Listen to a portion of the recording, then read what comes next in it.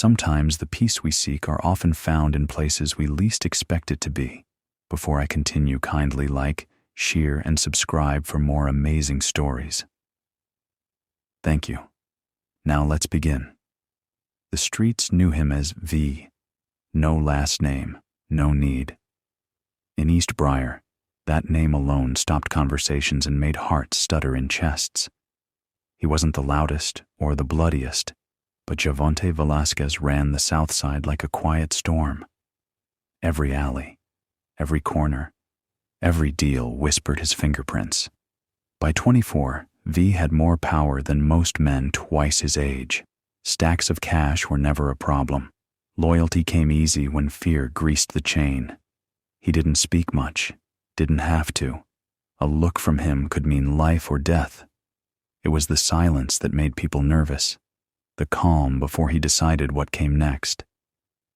But behind the tinted windows of his black Escalade and the muscle-heavy men who flanked him like shadows, V carried something heavier than guns or secrets. He was tired, not physically.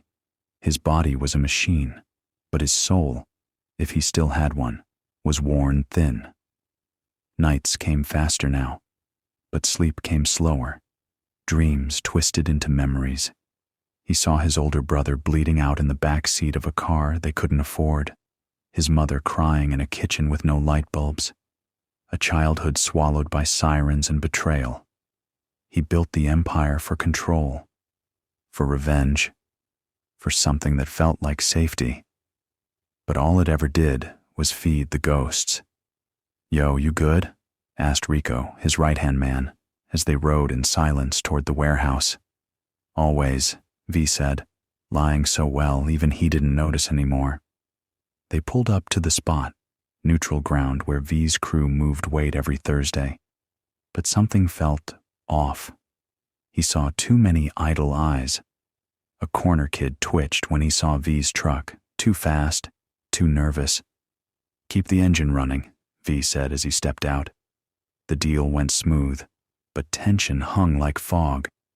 When he got back in the car, Rico lit a blunt and offered it. V waved it off. "Take me past Briar Avenue." Rico frowned. "That's north. Church zone. Ain't nothing out there for us." "I ain't asking for a tour," V said. "Drive."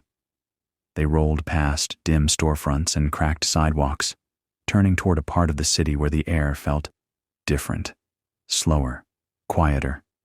And then he saw it, a small chapel St. Mark tucked between two aging apartment buildings. Its white steeple was chipped, but stood proud. People were filing in, kids, elders. Soft music drifted out the open doors, and her. She stepped into the light like it had been waiting for her. Simple jeans, hair tied up, a sweater 3 sizes too big. She wasn't flashy, wasn't loud, but she moved with purpose, with grace, like she belonged to something cleaner than this world. V sat forward. "Stop the car." Rico blinked. "You wanna?" "Stop." He watched her help an old woman out of a cab, smile, and take her hand like it was sacred. Something knotted in V's chest, tight and unfamiliar. "What's her name?" he asked. Rico squinted. "You serious?" V didn't answer. Rico checked his phone. "Eliana Reyes, choir girl, preacher's daughter." Of course she was. V leaned back in his seat, still watching her. For the first time in years, the noise in his head quieted. She sang that night. He didn't hear the words. He heard peace. And just like that, the most dangerous man in East Briar fell in love, with a voice, a stranger, and a possibility he never thought he deserved. The next Sunday, V returned to St. Mark, but not in his usual armored Escalade. He came alone, in an old Civic with dust on the dashboard and a stolen license plate. For the first time in years, he didn't want to be seen as a king, just a man, maybe even a sinner looking for a sliver of grace. He sat in the back pew, hands clasped, head low, not out of reverence, but because he didn't know what else to do with them. The sanctuary was small, maybe 40 people inside, but the moment Eliana stepped to the front, it felt like the world narrowed around her. She opened her mouth, and V forgot how to breathe. Her voice wasn't perfect. It cracked on the high notes, but it was real. There was ache in her harmony, hope in her chords. She sang like she believed in healing, like she knew what it was to hurt. And suddenly, V was no longer a ghost haunting the streets.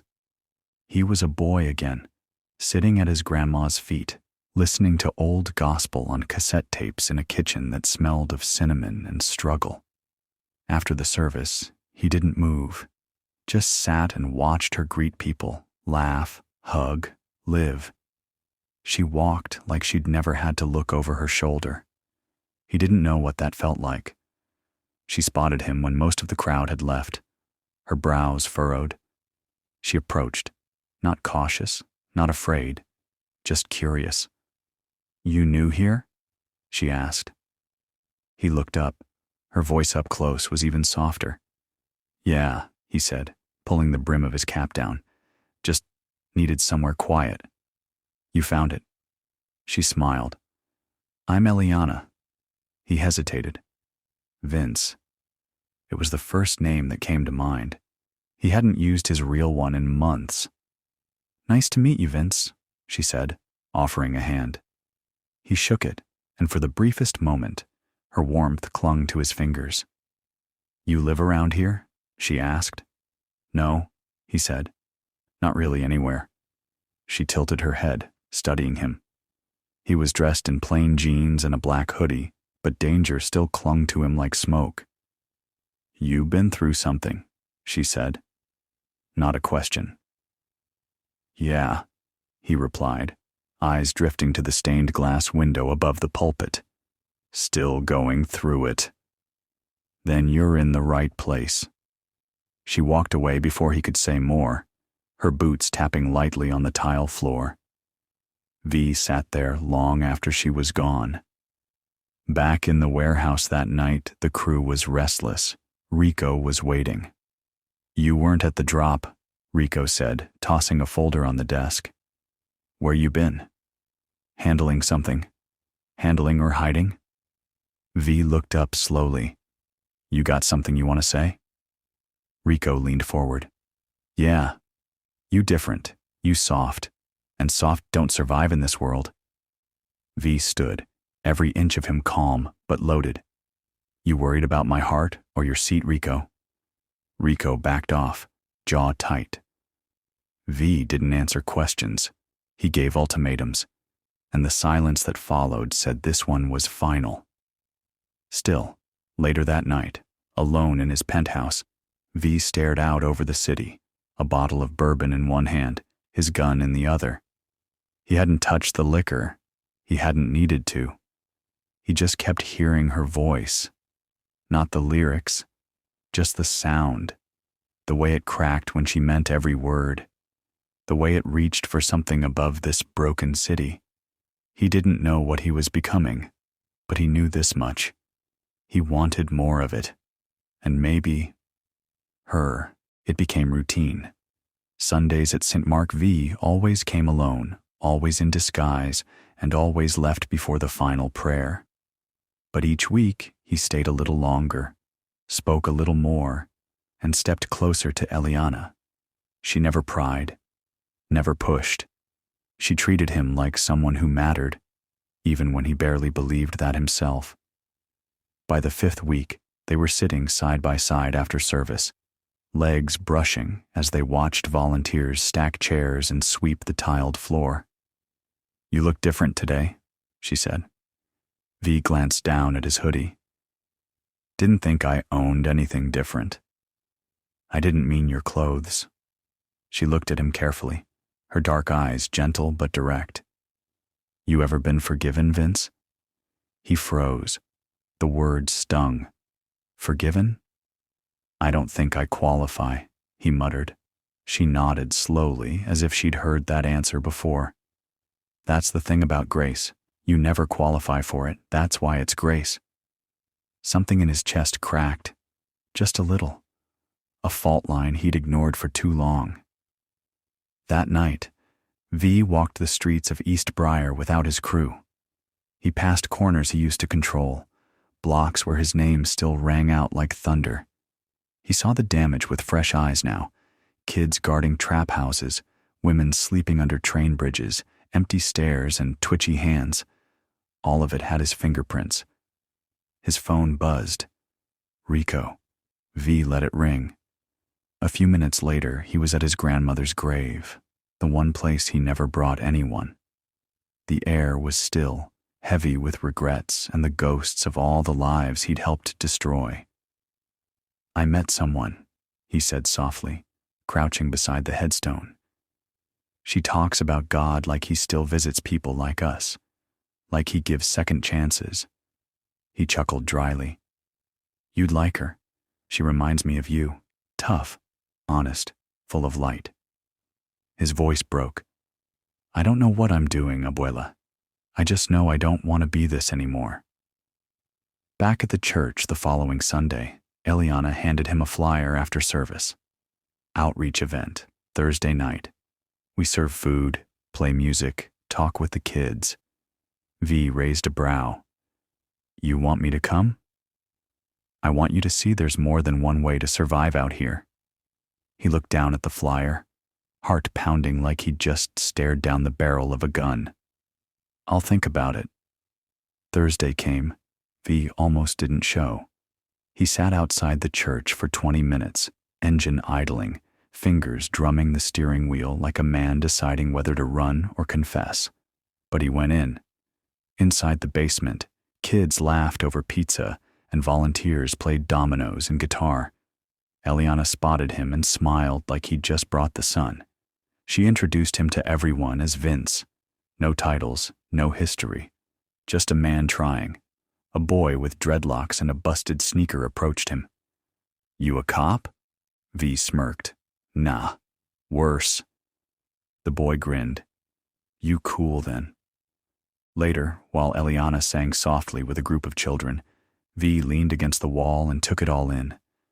The smell of hot food, the chatter, the laughter. It wasn't peace, but it was something close, something he could almost reach. Until his phone vibrated. He stepped into the stairwell. Rico again. This time, 3 missed calls and 1 text. "Meet, now. Warehouse. We got a problem." V stared at the message. He looked back into the room, at Eliana, at the kids. His 2 lives were colliding, and he knew, deep down, something was going to break. The warehouse buzzed with tension like a live wire. V stepped inside, jaw clenched, hoodie damp from rain, his breath sharp and fast. Rico was pacing near the crates, gun at his hip, face tight with barely contained rage. "We got a leak," Rico said without looking up. "Cops raided the South Point stash house. No warning. Hit clean. Surgical." V didn't blink. "Inside job." "Has to be." Rico turned, eyes narrowing. "You been disappearing, V. Skipping meetings, ducking calls. You starting to look like the leak." The air turned thick. V's voice was low. "Watch your mouth." "I ain't accusing," Rico said, stepping closer.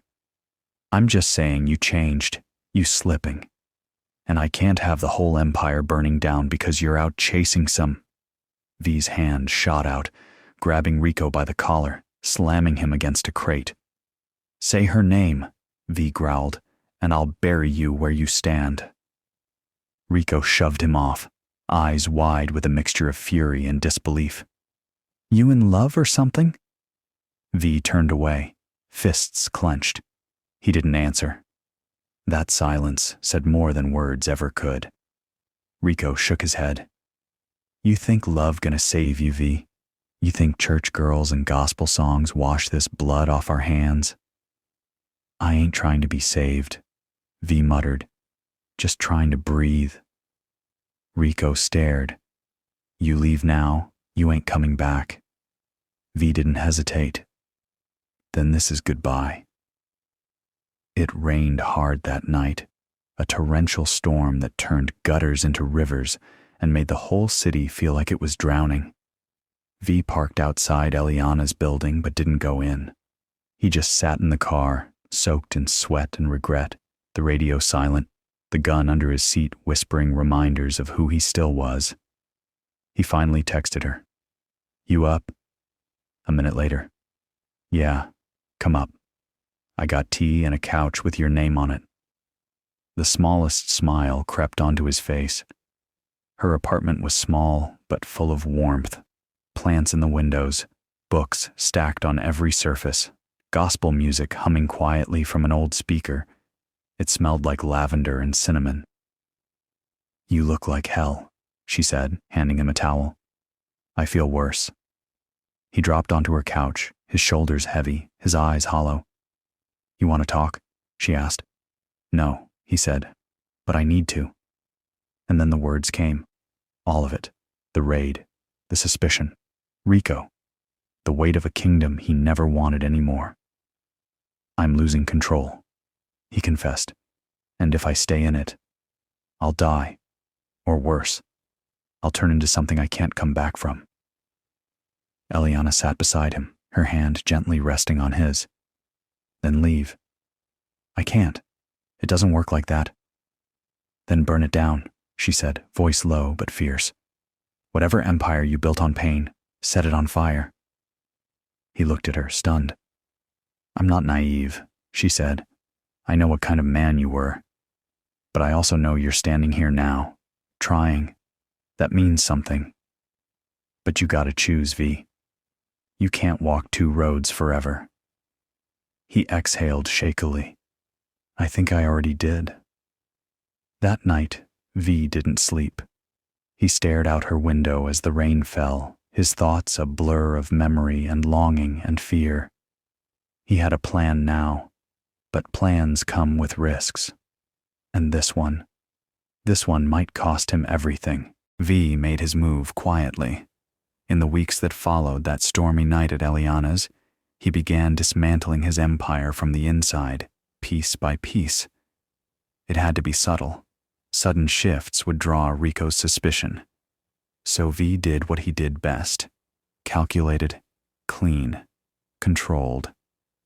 He rerouted drop locations to dead ends, burned burner phones before they could ring twice, slipped coded warnings to old allies in case things went south. He even met with a contact in law enforcement, Detective May Carter, the one cop in East Briar who didn't take envelopes. "You're serious?" she said as they sat across from each other in the back of a laundromat. V nodded. "I give you everything. Names, routes, schedules. You protect her. Eliana, she's not part of this." May leaned back, skeptical. "And what about you?" "I'll face what I've earned. Just keep her safe." She hesitated. "We can't guarantee—" "You will." His tone left no room for debate. She studied him, then slid a burner phone across the table. "When you're ready, one call." Meanwhile, Eliana noticed the change. V's shoulders carried less weight. His silences weren't hollow anymore. She never asked for details, only promises. "Do you regret it?" she asked one night, lying on the couch beside him, her head on his chest. "Which part?" "All of it." He was quiet a long time. Then, "I regret what it turned me into, but not what it taught me." She nodded, eyes drifting to the ceiling. "You know this can still end badly, right?" "Yeah," he said, "but it can also end free." Rico, however, wasn't blind. One night, V walked into the warehouse and felt it. Eyes, movement, silence thick as oil. Rico stood by the table, arms crossed, the rest of the crew flanking the walls like statues. "You sure picked the wrong week to disappear," Rico said, tossing down a folder. Inside, photos. V, at the church, walking out of Eliana's apartment, meeting with May Carter. His stomach dropped. "We got eyes everywhere, V," Rico growled. You think I ain't been watching? You think I ain't felt this switch in you? The men shifted, hands in jackets, triggers inches away. V stayed calm. You got proof of anything? I got enough, Rico spat. You broke rule number 1. You fell in love. And love, that shite gets you killed in this world. V looked him dead in the eye. Then maybe it's time we build a new world. A long, charged silence. Then Rico snapped his fingers. 2 men lunged at V. He moved faster. The first was on the floor before he could raise his gun. The second got a knee to the gut and a pistol to the jaw. Chaos erupted. Shouts, curses. Someone fired a shot into the ceiling. Stop! Rico bellowed. Everyone froze. Breathing hard, V stood in the center of the room, gun drawn, sweat on his brow, heart hammering in his ears. This how it's gonna be? V asked. No, Rico sneered. This is how you made it. V backed toward the exit, eyes on everyone. You want me gone? Fine, but touch her, and I'll make hell look like a spa day. And then he vanished into the night. Back at Eliana's, he packed a bag. You're leaving, she said quietly. He nodded. For now, until it's done. I need to disappear before they make the first move. She stood by the door, tears burning in her eyes. When you come back, will you still be you? I hope, he said, voice rough. I'll come back clean, or not at all. He kissed her forehead, and just like that, he was gone. The city felt different at 3:12 a.m. Still, waiting. Like it knew something was about to shatter. V crouched on the rooftop of an abandoned rec center near Claymore Street, watching Rico's convoy through binoculars. 3 SUVs, 6 armed men. Movement like a machine. Efficient, paranoid, dangerous. They weren't moving product tonight. They were hunting. For him. Down below, Detective May Carter stood in the shadows with 2 unmarked units. Her jaw was tight. She hadn't expected this much heat. But V had promised her a takedown, no noise, no blood. She wasn't convinced he could deliver either. V adjusted his earpiece. Positions? He asked.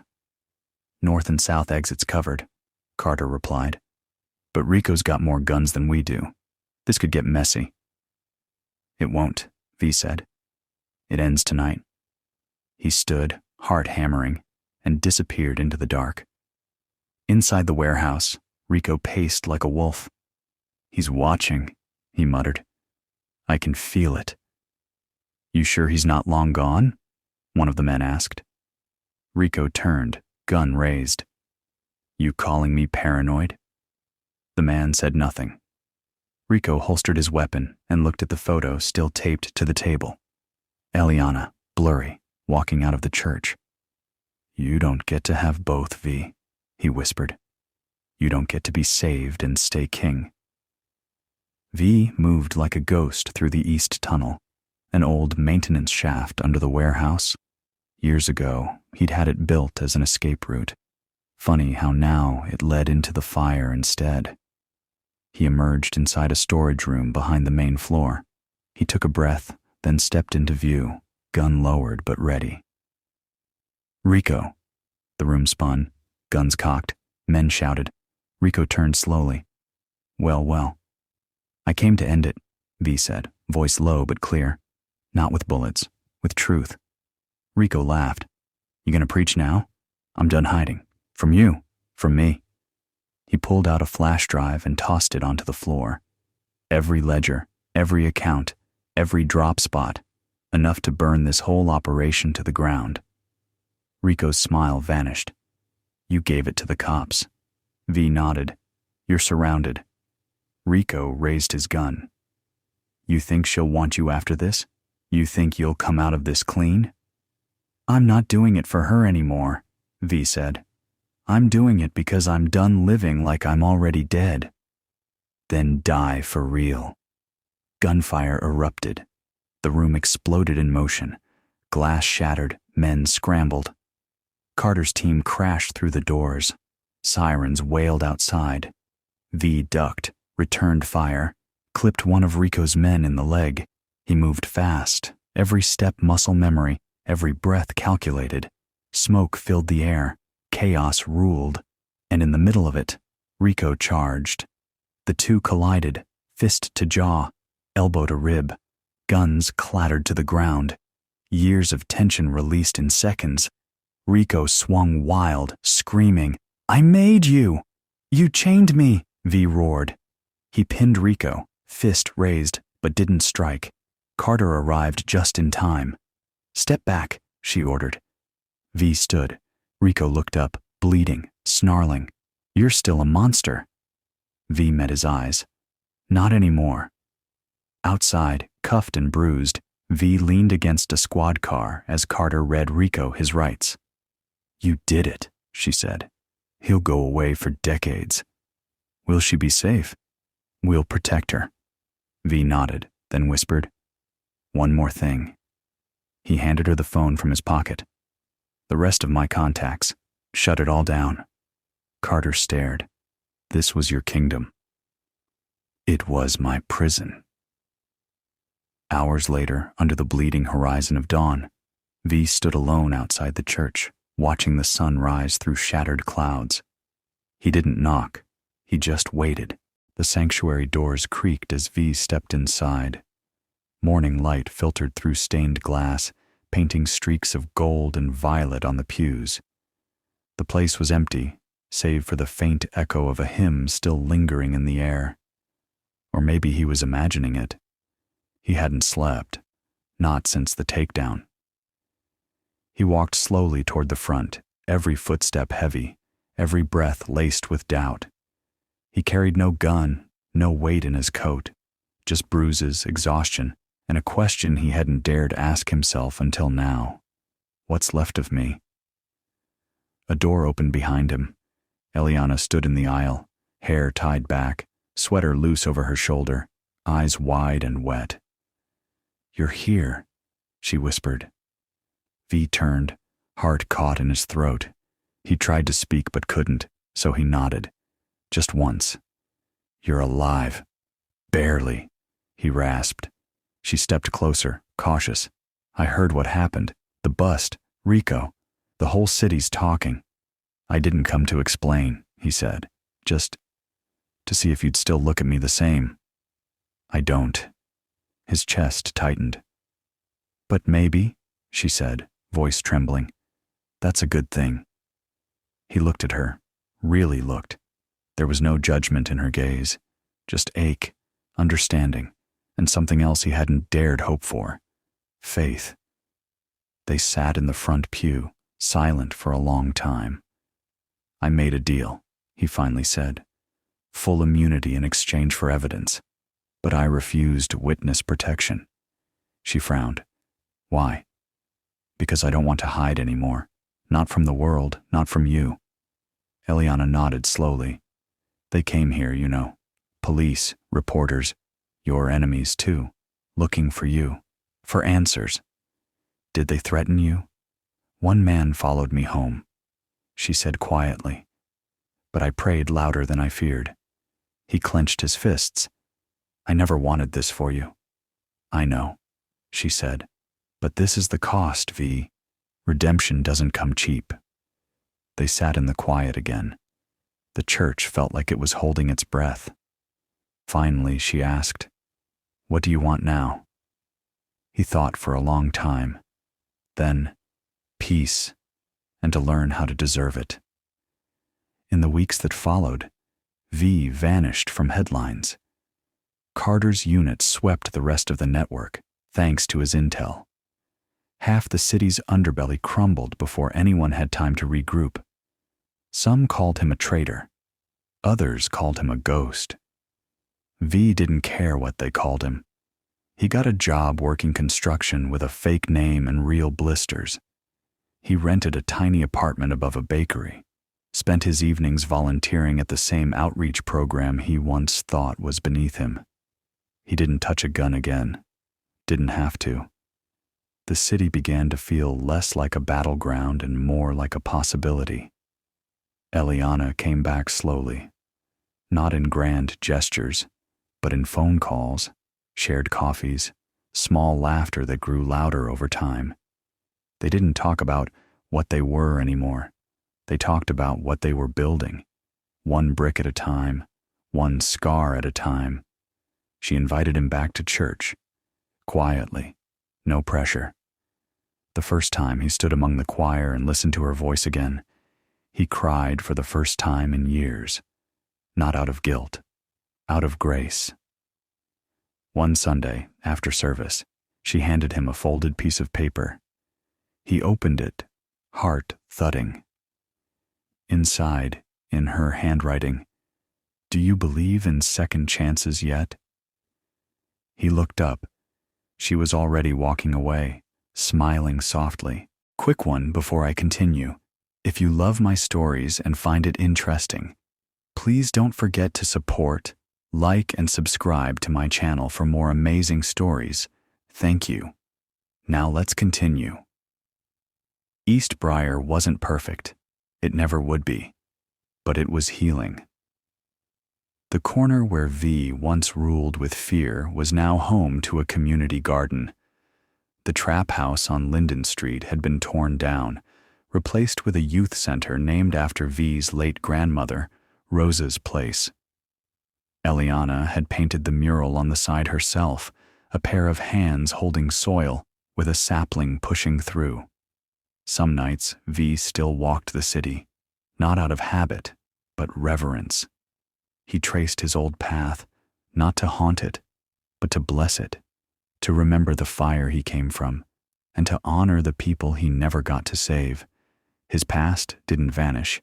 It stayed with him, but it no longer controlled him. The evening sky turned gold as he stood outside St. Mark. He'd come full circle, the same church, the same steps, but this time he wasn't a ghost at the back pew, hiding behind shadows and lies. He was here, all of him. Inside, Eliana was finishing choir practice. Her voice drifted through the open door, as familiar now as breath. V stepped in and leaned against the doorway, arms folded. "You gonna keep watching or help us move these chairs?" she teased. He smirked. "I like the view." She laughed. Light, warm, real. He crossed the room and helped stack the folding chairs. It was small, simple work, but it felt like penance, like purpose. When they finished, they sat in the front pew together, just like before. Only now there was no fear of what might break them, only time and space for what could grow. She reached into her bag and pulled out a small object wrapped in cloth. He opened it slowly. A silver cross necklace. His breath caught. "Eliana?" "It was my brother's," she said, "before he passed. He wore it through the worst times. Said it reminded him that the story wasn't over." V stared at it. The metal was worn smooth. It felt heavier than it looked. "I can't take this." "You already did," she smiled, "the moment you decided not to run." That night, back at his apartment, V stood by the window, the cross now around his neck, light catching on it like a quiet flame. Below, the city pulsed with life. Sirens, music, laughter, pain. He used to feel like a predator watching prey. Now, he just felt like a man. A year passed. They didn't rush it. No grand declarations, no fairy tale endings. Just days, choices, effort. Eliana's choir expanded into music therapy programs. V worked full-time at the youth center. The kids called him Coach V, unaware of the man he once was. He never told them. Didn't have to. One day, after a long shift, V found a small envelope in his locker. No name on it. Inside, a note in childish handwriting. "Thanks for being different." He smiled, folded the paper, and tucked it into his wallet beside Eliana's original note. "Do you believe in second chances yet?" Yeah, he did now. They got married 2 years later. Not in a cathedral, in the garden, sunflowers, fold-out chairs, a city still learning how to breathe, and one light left on in the sanctuary window, just in case anyone else wandered in from the dark, searching for something that felt like hope